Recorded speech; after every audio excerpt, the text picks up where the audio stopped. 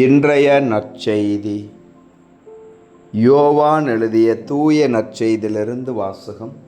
ஆண்டவரே, மாட்சி உமக்கே. அதிகாரம் 12, இறை வார்த்தைகள் 1 முதல் 11 முடிய. பாஸ்கா விழாவுக்கு 6 நாளுக்கு முன்பு இயேசு பெத்தானியாவுக்கு சென்றார். அங்குதான் இயேசு லாசரை உயிர்த்தெழச் செய்தார். அங்கு அவருக்கு விருந்து அளிக்கப்பட்டது. மார்த்தா உணவு பரிமாறினார். இயேசுவோடு பந்தியில் அமர்ந்திருந்தவர்களுடன் லாசரும் இருந்தார்.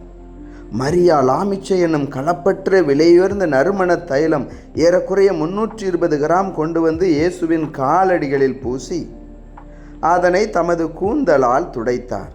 தைலத்தின் நறுமணம் வீடெங்கும் கமழ்ந்தது. இயேசுவின் சீடருள் ஒருவனும் அவரை காட்டி கொடுக்க இருந்தவனுமான யூதாசு இஸ்காரியோத்து இந்த தைலத்தை 300 தெனாரியத்திற்கு விற்று அப்பணத்தை ஏழைகளுக்கு கொடுத்திருக்க கூடாதா என்று கேட்டான்.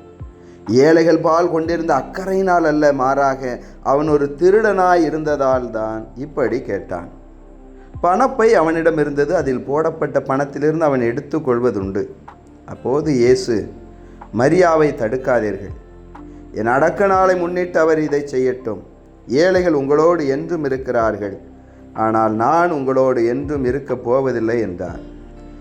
இயேசு அங்கு இருப்பதை அறிந்த யூதர்கள் பெருந்திரளாய் வந்தார்கள்.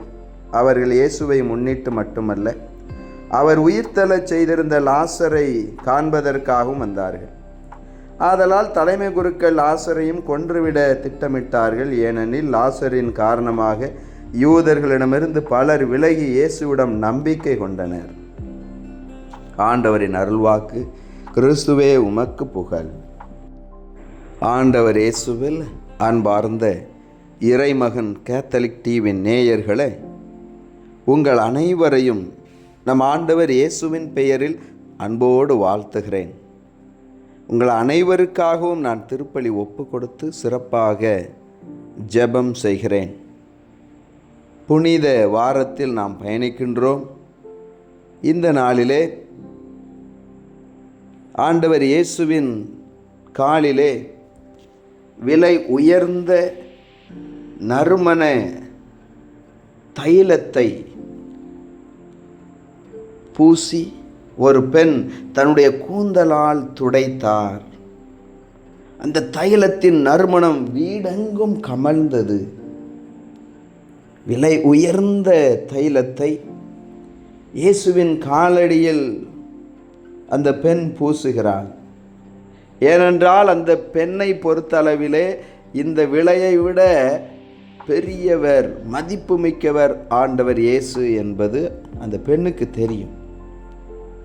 எனவேதான் மற்றவர்கள், யூதாஸின் பார்வையிலே அது விலை உயர்ந்த ஒரு பொருளாக தெரிகிறது.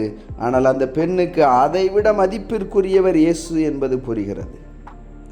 ஆம், அன்பு சகோதர சகோதரிகளே, பவுலடியார் சொல்லுவார், ஆண்டவர் இயேசு ஒப்பற்ற செல்வம், விலை உயர்ந்த முத்து.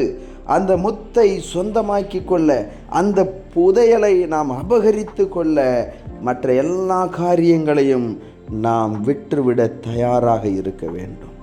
பவுலடியார் சொல்லுவார், மற்ற அனைத்தையும் நான் குப்பை என கருதுகிறேன். பெயர், புகழ், பதவி, அதிகாரம், பணம், நிலம், வீடு எல்லாவற்றையும் நாம் குப்பை என கருதுகிறேன். ஆண்டவரே ஒப்பற்ற செல்வம். அந்த ஆண்டவருக்காக என் உயிரையே கொடுப்பேன். இந்த விலை உயர்ந்த நறுமண தைலத்தை கொடுக்க மாட்டேனா? ஆம், அன்பு சகோதர சகோதரிகளே, நீங்கள் மதிப்பிடக்கூடிய ஒரு நபர் விலையேற பெற்றவராக, மதிப்பிற்குரியவராக, உங்கள் அன்பிற்குரியவராக இருப்பார் என்று சொன்னால் நீங்கள் அவருக்காக எதை வேண்டுமானாலும் செய்வீர்கள். இயேசுவை அப்படி நம்பியதனால்தான் திருத்தூதர்களெல்லாம் அவருக்காக உயிரையே கொடுத்தார்கள். இதோ இந்த பெண் இயேசுவை மேலானவராக, சாலமோனை விட, யோனாவை விட, பழைய ஏற்பாட்டு எல்லா மனிதர்களையும் விட இவர் மேலானவர் என்று விசுவசித்ததனால்தான் விலை உயர்ந்த லாமிச்சை எனும் அந்த நறுமண தைலத்தை அவருடைய காலடியிலே பூசினார். ஆம், அன்பு சகோதர சகோதரிகளே, உங்கள் பார்வையில் இயேசு எவ்வளவு மதிப்பு மிக்கவர். அது உங்களுக்கு தான் தெரியும். அந்த இயேசு ஆண்டவருக்கு நீங்கள் முக்கியத்துவம் கொடுக்கிறீர்கள் என்று சொன்னால், இதோ ஜெபத்திற்கு நீங்கள் அதிக நேரம் ஒதுக்குவீர்கள். இந்த இயேசு ஆண்டவர் உங்களுக்கு முதன்மையானவராய் இருப்பார் என்று சொன்னால், அவருடைய காரியங்களுக்கு நீங்கள் அதிக முக்கியத்துவம் கொடுப்பீர்கள். பல நேரங்களிலே நாம் நேரமில்லை, ஜெபமாலை ஜெபிக்க நேரமில்லை, ஆண்டவருடைய வார்த்தையை வாசிக்க நேரமில்லை, கோவிலுக்கு செல்ல நேரமில்லை என்றெல்லாம் சொல்லுகிறோம். அப்படி நேரமில்லை என்று நாம் சொல்லுகிறோம் என்று சொன்னால், நாம் யூதாசை போல இந்த மற்ற காரியங்களை விலை உயர்ந்ததாய் பார்க்கின்றோம். இயேசுவை ஆண்டவரை நாம் அப்படி பார்ப்பதில்லை. என் அன்பு சகோதர சகோதரிகளே, இதோ இந்த பெண் அறிந்தோ அறியாமலோ இயேசுவின் காலிலே அந்த விலையுயர்ந்த தைலத்தை பூசி தன்னுடைய கூந்தலால் துடைத்தார். ஆண்டவர் இயேசு சொல்லுகிறார், என்னுடைய இறுதி சடங்கை முன்னிட்டு அவர் இதை செய்கிறார், அவரை தடுக்காதீர்கள். ஆம் அன்பு சகோதர சகோதரிகளே, இதோ இயேசு எருசலேமுக்குள் வெற்றி ஆர்ப்பரிப்போடு நுழைந்தவர் இன்னும் சிறிது நாட்களிலே கள்வர்களால் கைது செய்யப்பட்டு சிலுவையிலே அறையப்படுவார் என்பதை அவர் முன் அறிந்தவர். அந்த அடிப்படையிலே இதோ அடக்க சடங்கை குறித்து சீடர்களுக்கு முன்னரே அறிவிக்கின்றார். என் அன்பு சகோதர சகோதரிகளே, நமக்கும் நம்முடைய இறப்பு தெரியும். நாம் நிச்சயமாக ஒரு நாள் இறக்கப் போகிறோம் என்பது தெரியும். தெரிந்தாலும் கூட நாம் நம்முடைய தீய பழக்க வழக்கங்களை மாற்றிக்கொள்வது கிடையாது. நாம் இறக்கப் போகிறோம் என்று தெரிந்தும் கூட சுயநலத்தோடும் பேராசையோடும் நாளை என்று நாம் பணத்தையும் பொருளையும் நாளைக்காக சேர்த்து வைத்து கொண்டே இருக்கிறோம். விண்ணகத்தின் கருவூலத்திலே நீங்கள் எதை சேர்த்து வைத்திருக்கிறீர்கள்? இந்த மண்ணுலகத்திலே நீங்கள் சேர்த்து வைத்திருக்கக்கூடிய பணமும் நகையும் இடமும் அழிந்து போகக்கூடும். நல்ல பெயரை சம்பாதித்து வைத்திருக்கிறீர்களா? நல்ல பண்பை சம்பாதித்து வைத்திருக்கிறீர்களா? நல்ல மனிதர்களை சம்பாதித்து வைத்திருக்கிறீர்களா? சிந்தித்து பாருங்கள். என் அன்பு சகோதர சகோதரிகளே, இதோ திரு அருள் சாதனங்களை நாம் பெறுகின்ற பொழுது புனித எண்ணெய் நம் மீது பூசப்படுகிறது. இதோ இந்த புனித வாரத்தின் இந்த நாளிலே ஆயர் தலைமையிலே ஒட்டுமொத்த மறைமாவட்ட குருக்களும் ஒன்றாய் இணைந்து திருப்பலி ஒப்பு கொடுத்து ஜெபம் செய்து அந்த திருவருள் சாதனங்களுக்கு பயன்படுத்தக்கூடிய எண்ணெய்களையெல்லாம் இந்த நாளிலே மந்திரிப்பார்கள், அர்ச்சிப்பார்கள். வருடம் முழுவதும் நாம் பயன்படுத்தக்கூடிய அந்த திரு எண்ணெய்கள் இன்றைய நாளின் திருப்பலியிலே அர்ச்சிக்கப்படும். இந்த புனித வாரத்தின் இந்த நாளிலே நாம் குருக்களுக்காக அவர்கள் தங்களுடைய வாக்குறுதிகளை புதுப்பிக்கக்கூடிய இந்த நாளில் அவர்களுக்காக ஜெபிப்போம். அதே போல் இந்த திருவருள் சாதனங்களை பெற்று இன்னும் இறையாட்சி எல்லா இடங்களிலும் பரவ வேண்டும் என்று சொல்லி ஜெபிப்போம். இயேசுவுக்கே புகழ், மரியே வாழ்க. மன்றாடுவோமாக. எங்கள் ஆண்டவரே இயேசுவே, உம்மை போற்றி புகழ்ந்து உம்மை ஆராதிக்கிறோம், உமக்கு நன்றி செலுத்துகிறோம்.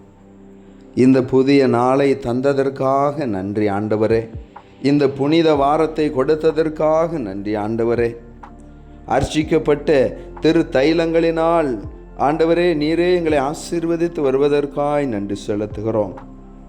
இதோ இந்த நாளிலும் தங்களுடைய திருமண நாளை, பிறந்த நாளை கொண்டாடக்கூடிய பிள்ளைகளையெல்லாம் ஒப்பு கொடுக்கிறேன்.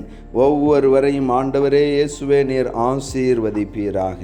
இதோ நோயாளர்களையெல்லாம் ஒப்பு கொடுக்கிறேன் ஆண்டவரே, நீரே அவர்களை தொட்டு குணப்படுத்துவீராக. விபத்துகளினால் நோய்களினால் பாதிக்கப்பட்டு இருக்கக்கூடிய பிள்ளைகள் இன்றே முழுமையான நல்ல உடல் உள்ள சுகத்தை பெற்றுக்கொள்ளும்படியாய் ஆசீர்வதிப்பீராக. ஆண்டவரே இயேசுவே, இதோ நோய்களை குறித்து பயந்து கொண்டிருக்கக்கூடிய பிள்ளைகளுக்கு நீர் புதிய நம்பிக்கையை கொடுப்பீராக. இதோ இந்த நோயாளர்களை கவனித்து கொண்டிருக்கக்கூடிய பிள்ளைகளுக்கு நீரே தொடர்ந்து உதவிகள் கிடைக்கும்படியாய் செய்வீராக. இயேசுவே, ஒவ்வொரு குடும்பத்திலும் உடைய அன்பு நிலைத்திருப்பதாக.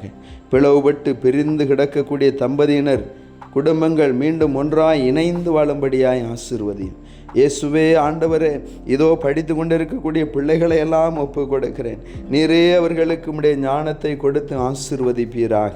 இதோ இந்த நாளிலும் கூட இயேசுவே ஆண்டவரே, திருமணத்திற்காகவும் வேலை வாய்ப்பிற்காகவும் குழந்தை செல்வத்திற்காகவும் ஜெபிக்கக்கூடிய பிள்ளைகளை எல்லாம் ஆசீர்வதியும் ஆண்டவரே, ஆசீர்வதியும். இயேசுவே, உம்மையே நம்பி இருக்கிறோம்.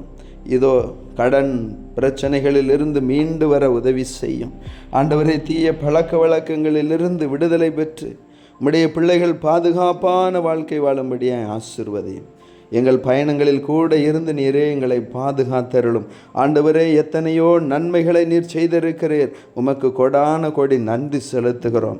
இதோ இந்த நாளிலும் எங்கள் மத்தியிலே வாழ்ந்து இறந்து போன ஒவ்வொருவரையும் நீரே மன்னித்து உம்முடைய விண்ணக பேரின்ப வீட்டிலே சேர்த்து கொள்ளுவீராக. இயேசுவே ஆண்டவரே, எங்களை பசும்புல் வெளிமீது வழிநடத்தி சொல்லுவீராக. அமைதியின் பாதையிலே வழிநடத்தி சொல்லுவீராக. உலக நாடுகளிடையே அமைதி நிலவும்படியாய் செய்வீராக. இதோ மக்களுக்கு தேவையான எரிபொருட்கள், சமையல் எரிவாயுகள் எல்லாம் கிடைக்கும்படியாக இயல்பான சூழல் உருவாகும்படியாய் ஆசீர்வதியும். ஏழை எளிய பிள்ளைகள், போர்களினால் பாதிக்கப்பட்டிருக்கக்கூடிய பிள்ளைகளுக்கு தேவையான உதவிகள் கிடைக்கும்படியாய் ஆண்டவரே நீர் ஆசீர்வதித்து தர வேண்டும் என்று மீட்பராகிய இயேசு கிறிஸ்து வழியாக தந்தையை நோக்கி நம்பிக்கையோடு ஒப்பு கொடுத்து மன்றாடுகிறோம். ஆமேன். இறைவனுடைய எல்லா புனிதைகளை எங்களுக்காக வேண்டிக் கொள்ளுங்கள். அனைத்து காவல் தூதர்களை எங்களுக்காக வேண்டிக் கொள்ளுங்கள். எல்லாம் வல்ல இறைவன் தந்தை, மகன், தூய ஆவியானவர் உங்கள் ஒவ்வொருவரையும் ஆசீர்வதிப்பாராக. ஆமேன்.